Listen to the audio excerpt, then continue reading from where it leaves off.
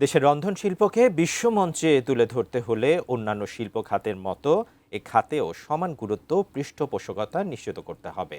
সঠিক পৃষ্ঠপোষকতা ও আন্তর্জাতিক মানের প্রশিক্ষণই পারে দেশের ঐতিহ্যবাহী রান্নাকে বিশ্ব দরবারে নতুন উচ্চতায় পৌঁছে দিতে। এমন প্রত্যাশার কথা উঠে আসে রাজধানীর বনানীতে অনুষ্ঠিত আইকনিক ঢালিউড অ্যাওয়ার্ডসের সংবাদ সম্মেলনে। টমি মিয়াস হসপিটালিটি ম্যানেজমেন্ট ইনস্টিটিউট আয়োজিত এ অনুষ্ঠানে বক্তারা দেশীয় রন্ধনশিল্পের বিকাশে সরকারি ও বেসরকারি উদ্যোগ বাড়ানোর উপর গুরুত্বারোপ করেন।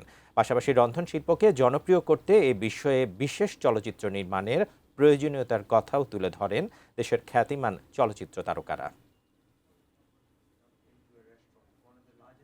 আমার একটা বায়োপিক হইতেছে, he will be playing the role on that. Majority shooting ইউকেতে হবে, কিছু আর্টিস্ট এখান থেকে থাকবে।